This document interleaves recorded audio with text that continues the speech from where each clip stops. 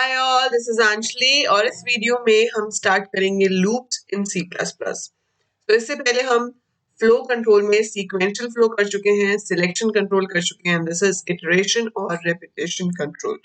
तो जब आपको सेम कोड को बार बार एग्जीक्यूट करना है, सिमिलर चीज मैं चाहती हूँ बार बार एग्जीक्यूट हो, तो हम उसे बार बार लिखते नहीं हैं, हम लिखते उसे एक बार हैं, लेकिन वो एग्जीक्यूट बार बार होता है सिस्टम के through, and that is called loop. क्योंकि वो चीज गोल गोल घूम रही है तो आप उसको सिंपली कह सकते हो loop. It's a loop, it keeps on moving. बस फर्क इतना है कि ये लूप रुक जाएगा जब उस लूप को चलाने वाली कंडीशन फॉल्स होगी।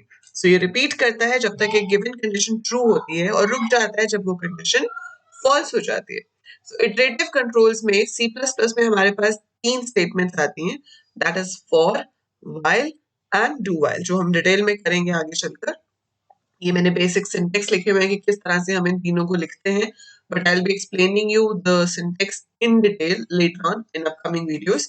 सो उनमें हम पढ़ेंगे कि फॉर कहाँ यूज करना चाहिए, व्हाइल कहाँ यूज होता है, डू व्हाइल कब यूज होता है, और एग्जैक्टली ये जो यहाँ लिखा हुआ है उस सब का मतलब क्या है, ये काम कैसे करता है। सो हम आने वाली वीडियोस में देखेंगे। बट जब भी हमें लूपिंग करनी होती है, आपको भी ये समझना है कि रेपिटेशन कंट्रोल या इटरेशन कंट्रोल का मतलब क्या है। फॉर एग्जाम्पल मुझे क्या करना है, मुझे एक स्टूडेंट से उसके 5 सब्जेक्ट्स के मार्क्स पूछने हैं। आप क्या करोगे, मार्क्स पूछने का तो सिंपल सा मैसेज है कि एंटर मार्क्स इन सब्जेक्ट 1, आपने सी इन कर लिया। फिर एंटर मार्क्स इन सब्जेक्ट 2, उसको सी इन कर लिया। तो मैं वो चीज 5 बार ना लिखूं, मैं उसे एक बार लिखूं, लेकिन वो एग्जीक्यूट 5 बार हो। वो चीज करने को हम लूप्स कहते हैं। कोई भी लूप आप यूज करो चारों में से, ये 4 चीजें हैं जो आपको क्लियर होनी चाहिए कि आपको जब रिपीट करना है तो कितनी बार करना है या कब तक एक कंडीशन ट्रू है। उसके लिए हम एक ऐसा वेरिएबल रखते हैं जो कि ये चेक करता है कि आगे चलना है या यहाँ पे रोकना है। तो वो वेरिएबल जो है उसमें इनिशियली कुछ होना चाहिए, जब शुरू होता है काम तो उसमें कुछ वैल्यू होनी चाहिए, क्योंकि हमने पढ़ा है कि अगर हम एक वेरिएबल डिक्लेयर करके छोड़ देते हैं तो उसमें क्या होती है, गार्बेज वैल्यू। आपने इंट ए सेमीकोलन लिखा और छोड़ दिया तो ए को उसकी मेमोरी एलोकेट हो गई, पर हमने वहां कुछ स्टोर तो किया नहीं है, तो वहां पे जो पहले से पढ़ा है वही होगा। और वो जो पहले से पढ़ा है वो आपके किसी काम का नहीं है, तो आप उसे क्या कहते हो, गार्बेज वैल्यू। सो वो गार्बेज वैल्यूज हमें नहीं रखनी होती, इसलिए हम जो वेरिएबल कंडीशन में यूज करेंगे उस वेरिएबल को सबसे पहले इनिशियलाइज करते हैं। हम खुद उसमें कुछ वैल्यू पुट करते हैं, वो डिपेंड करेगा हमारी रिक्वायरमेंट पे, हम 0 डालें, 1 डालें या कुछ और डालें, but there must be a value. हम उसे गार्बेज वैल्यू के सहारे नहीं छोड़ सकते, हमें अपनी एक वैल्यू उसमें देनी पड़ेगी। So that is initialisation. Second चीज आती है कंडीशन। हम वो कंडीशन चेक करेंगे कि कब तक हम चाहते हैं कि रिपीट हो।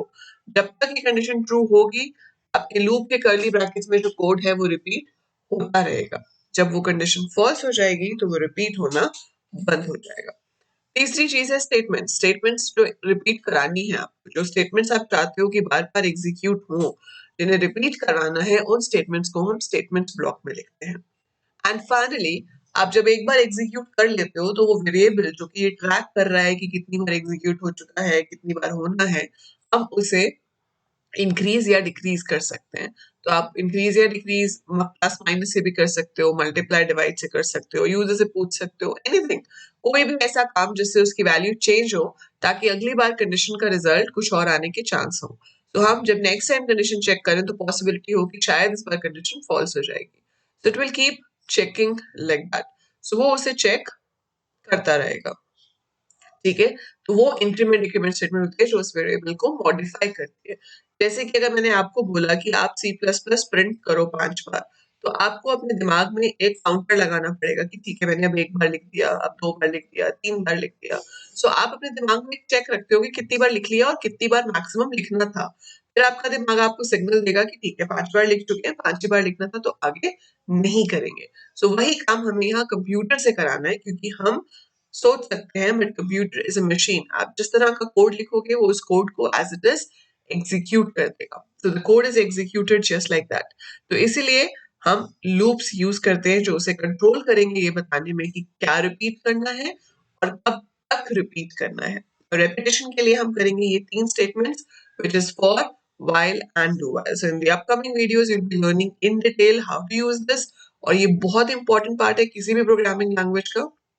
So focus it well and practice it well to understand the concept. That's it for this video. If you understood the basic concept of repetition, do like the video, share it with your friends, whosoever is interested in learning programming, and do subscribe the channel so that you keep getting the update जब भी programming से related कुछ upload होगा. That's it for this video. By the time I upload more, keep watching, keep learning. Thank you.